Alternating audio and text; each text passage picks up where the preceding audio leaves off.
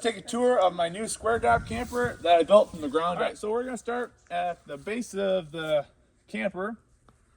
I started by making a 10x5 trailer. We'll insert a couple pictures of what that looked like. Well, actually, no, we're not gonna do that. We're not gonna do that. And then, obviously, just put a 3,500 pound axle and some off-road tires. And that kind of made the base of the trailer. All the wiring in the whole trailer, the marker lights, the brake lights, everything is concealed inside the tubes of the trailer, so there's no exposed wiring other than when it comes out of the tubes into a junction box. Underneath we have two 10-gallon water tanks. They're both freshwater tanks, and they're just hooked together, so it's just 20 gallons of fresh water. Over here we have a quick connect for the propane. So I have a table that clips in here, and my stove plugs into the propane there, which the propane tank is stored at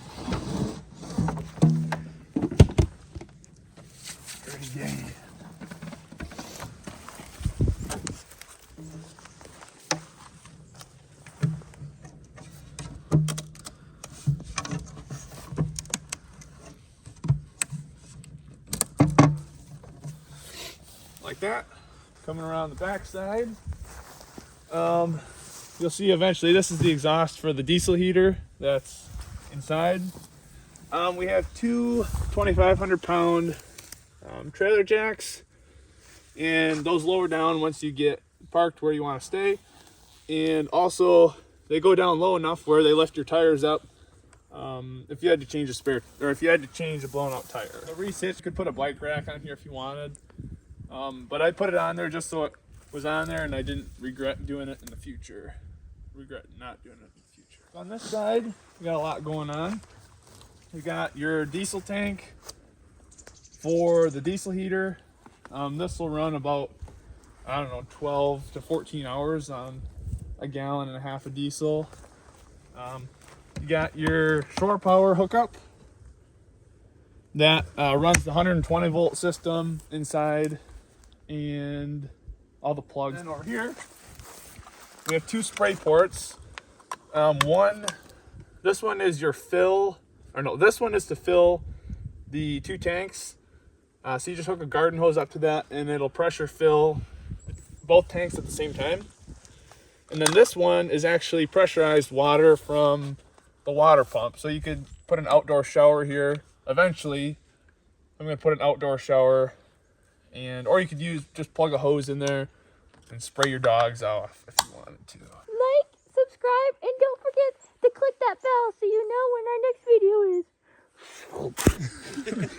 On the outside, it's got some storage. Obviously, this is just a straight pass-through. Got our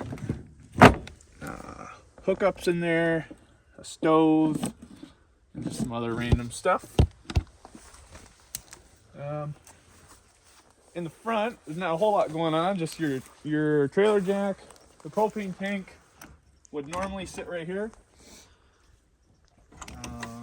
And then nothing else real special in the front. So on top, we have 100 watts of solar and spare tire and vent fan. And then I just put the roof rack on in case we want to put kayaks or whatever you want up there. So in the back, we have our kitchen area. You got your switch for pressurized water. Not a ton back here. I just got a coffee maker and counter space. Just some odds and ends up there. Then you got your little light switch over here. And two little puck lights. And then that's basically it for here. We can show you the whole electrical system and water system down here.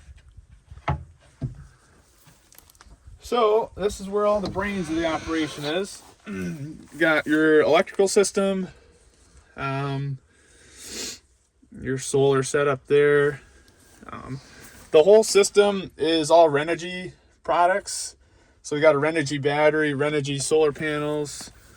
There's a Renogy battery monitor inside. It's actually this piece right there. It monitors the charging of the battery. You got your water pump here and the diesel heater.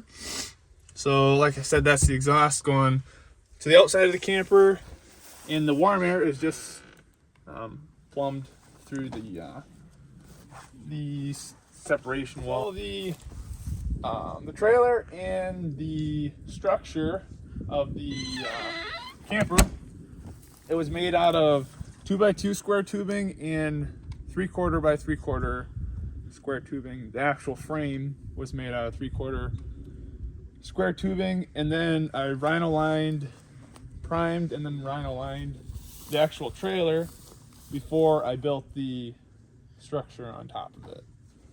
The whole build process is on the channel, so if you're curious about any specific part, there's videos on the whole thing, so make sure you go check those out. All right, so inside there's not a whole lot.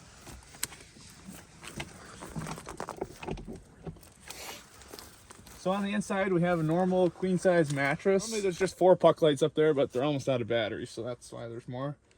The vent fan over there, that's the inlet for the diesel heater. Those work really good for these small areas. It'll heat you right out of here in just a couple minutes. You got to turn it down. TV, and then up here